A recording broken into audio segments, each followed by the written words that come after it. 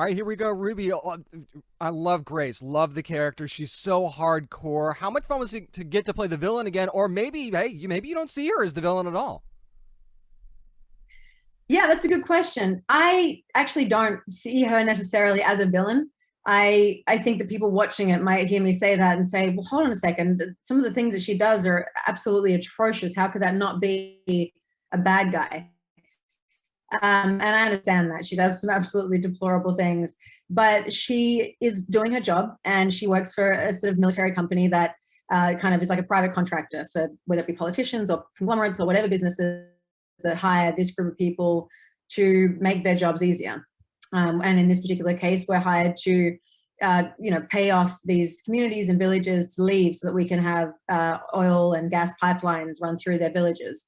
And part of the process of that, of course, is if they don't want to leave, and what we have to do in order to get them to leave.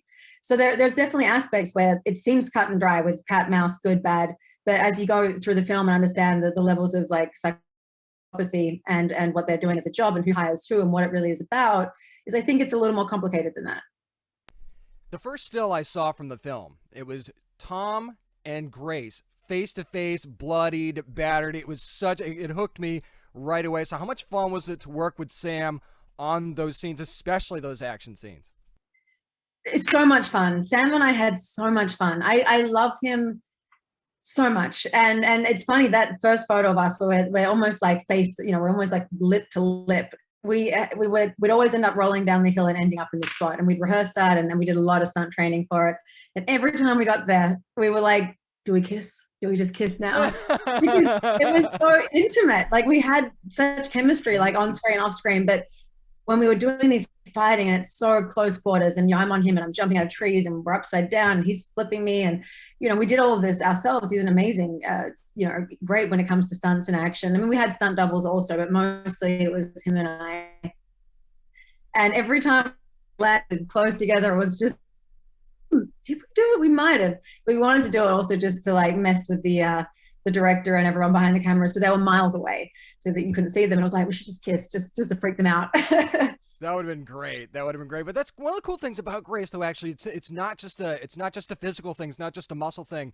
I think that her mind is just as dangerous, though. Would you kind of agree with that? Because she not only does she plan, she's got a lot of mental games as well.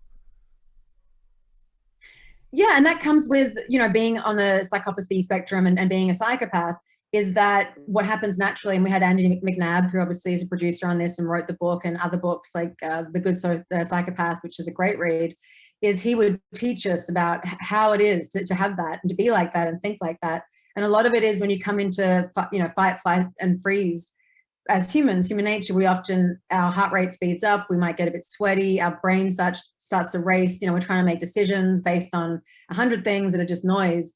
Whereas as a psychopath, it's really their pupils dilate, their breathing slows down, their heart rate slows down, they become more in tune and aware of noise, light, movement, everything. And they can really plan out what their next move is if they haven't already planned 20 moves ahead, because it's all basically a math thing.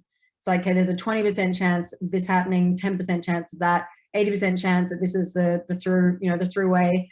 And it's all done like that, very methodical and very calculated. Can't wait for you guys to see it March the 16th. That is the day for SAS Red Notice. Ruby, thank you so much for joining me. Appreciate it. Thank you very much. Thanks for having me.